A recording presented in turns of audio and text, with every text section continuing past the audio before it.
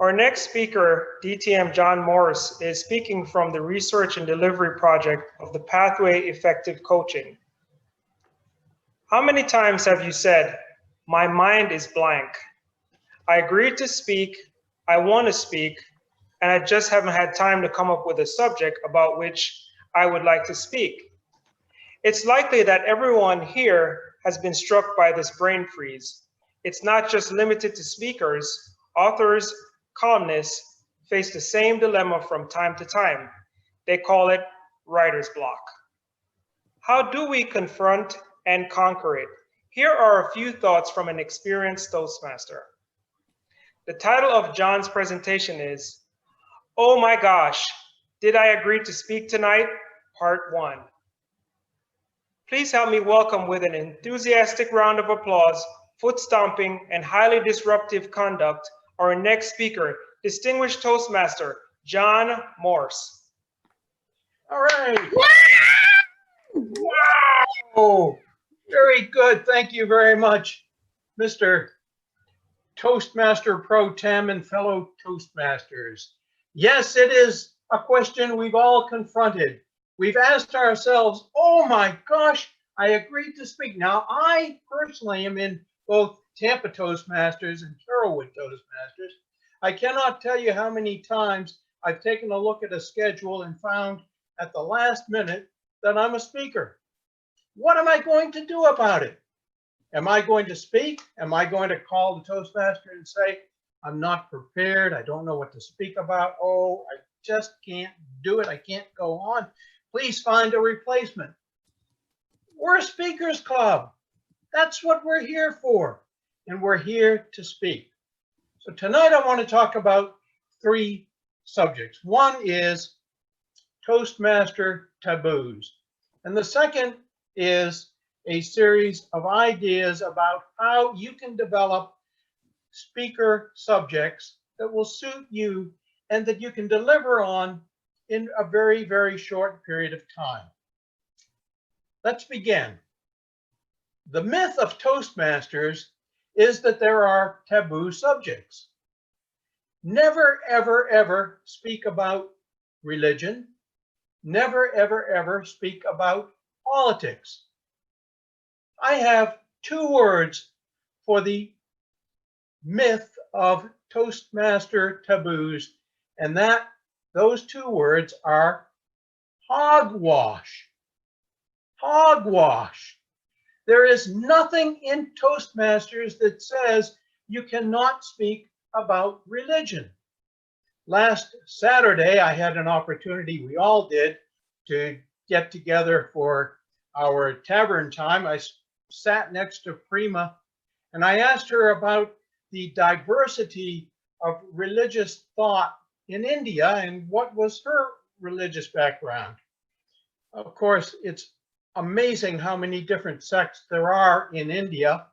And unlike the Middle East, most of those people don't go around trying to kill each other. I thought it would be interesting to find out more, and she told me that she was raised in the Hindu religion. I don't know much about it, and I would welcome the opportunity to hear from Prima about what it means to be a member of that religious sect. We also have 2 members, Walter Schloman and of course the late Jay Fernari, who were Jewish.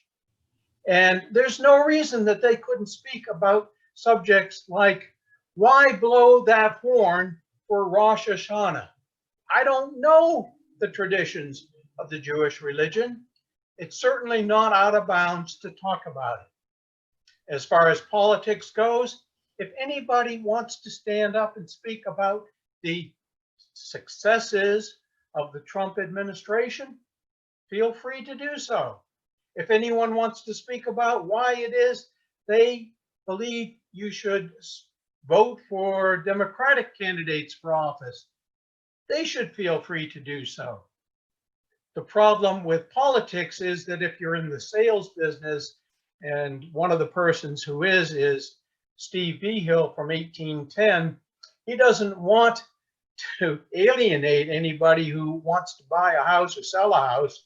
So he stays away from religion when he speaks generally to the club and never has spoken about politics or religion. Nevertheless, there is no taboo about religion and politics. There is one taboo, and that is off-color stories. Off-color stories are frowned upon, and they're frowned upon in the rules relative to the humorous speech contest. You will lose credit in that contest for delivering off-color stories. And frankly, I've never heard in Carrollwood Toastmasters or Tampa Toastmasters anyone delivering a comedy club off-color presentation. I'm glad that I haven't, and I don't expect to. Now, how do you develop ideas about speaking when you really haven't had much time to prepare? The first area of interest to me is your personal stories. Your personal stories are stories no one else can tell. Not a soul can talk about being there in New York City on 9/11 like Jim Sims was. No one else can tell the story about overcoming addictions and overcoming some significant problems that Brenda Adams shared with us in the speech that she gave. There are other areas of personal interest. Every one of you has a story unlike all the rest of us. Rely upon those personal experiences. The second area that I suggest to you is create a list of favorite things. What is it that you like to do? Do you like to travel? Do you like to garden? Do you like to listen to music? Do you like to go to the movies? Do you like physical activities? Those things that are of interest to you are easy to talk about. Anybody can take up 5 to 7 minutes talking about how they enjoy mountain climbing or how they went skiing at Beaver Creek in Colorado. Anybody can do that. You can too.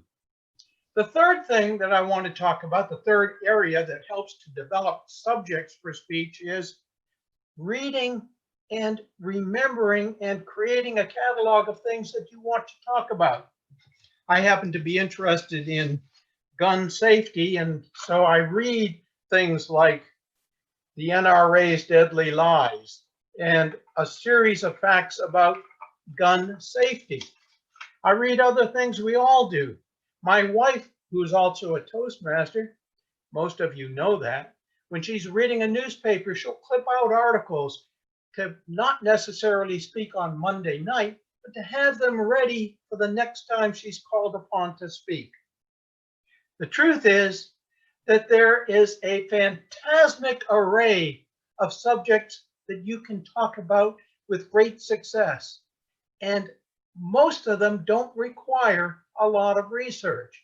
You can do it, you can speak extemporaneously, and you can speak without spending a lot of time preparing.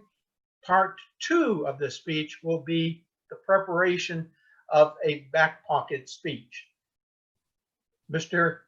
Acting Toastmaster.